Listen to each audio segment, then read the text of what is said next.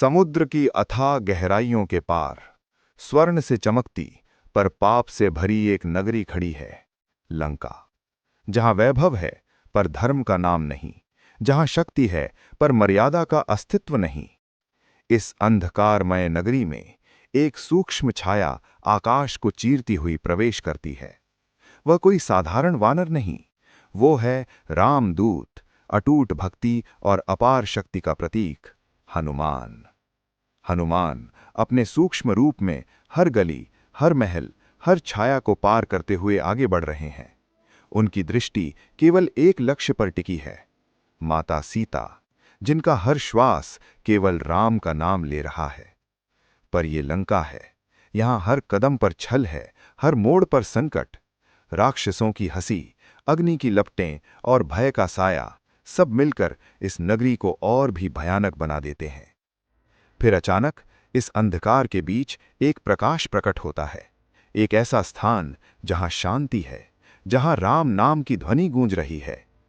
हनुमान ठिठुर जाते हैं, उनके नेत्रों में आश्चर्य झलकता है। लंका में राम नाम?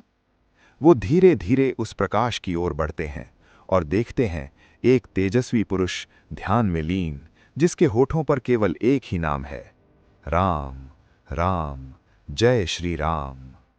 वो हैं विभीषण, रावण का भाई पर उसके अधर्म से दूर, एक ऐसा हृदय जो अंधकार में भी प्रकाश को थामे हुए है। हनुमान अपने वास्तविक स्वरूप में प्रकट होते हैं। दो दिव्य आत्माएं पहली बार आमने सामने खड़ी हैं। ये केवल एक भेंट नहीं, ये धर्म और अधर्म के बीच खड़े एक सत्य का मिलन है। हनुमान बताते हैं वे प्रभु श्री राम के दूत हैं और माता सीता की खोज में लंका आए हैं। ये सुनते ही विभीषण की आंखों में वर्षों से दबा हुआ विश्वास जाग उठता है, एक आशा कि अब अधर्म का अंत निकट है। विभीषण कहते हैं, माता सीता अशोक वाटिका में हैं, कष्ट में हैं पर अडिग हैं। उनकी आस्था उनके धैर्य से भी अधिक शक्तिशाली है। हनुमान के भीतर क्रोध की अग्नि प्रज्वलित होती है, पर वो उसे संयम में बदल देते हैं, क्योंकि ये समय युद्ध का नहीं, ये समय संदेश का है। विभीषण एक प्रश्न पूछते हैं, क्या प्रभु श्री राम उन्हें स्वीकार करेंगे, एक राक्षस को, अधर्म के घर में जन्मे व्यक्ति को? और तभी हनुमान के शब्द पूरे आकाश में गूंज उठते हैं, राम के द्वार पर किसी का जन्म नहीं, केवल उसका हृदय देखा जाता है। ये शब्द केवल उत्तर नहीं थे, ये एक युग का सत्य थे। विभीषण का हृदय बदल चुका था। वो अब रावण का भाई नहीं, राम का भक्त बनने को तैयार था। वो मार्ग दिखाते हैं, अशोक वाटिका का, जहां हनुमान की खोज पूरी होने वाली है। और फिर एक बार फिर हवा में कंपन होता है। हनुमान अपने सूक्ष्म रूप में लौटते हैं और आकाश की ओर उड़ जाते हैं। नीचे लंका है, ऊपर चंद्रमा और बीच में एक संकल्प जो इतिहास बदलने वाला है। क्योंकि ये केवल सीता की खोज नहीं, ये धर्म की पुनः स्थापना की शुरुआत है। लंका के हृदय में अंधकार और वैभव के बीच छिपा है एक शांत स्थान, अशोक वाटिका, जहां ना राक्षसों की हंसी है, ना अहंकार का शोर, बस है तो केवल एक मौन जो पीड़ा से भरा हुआ है।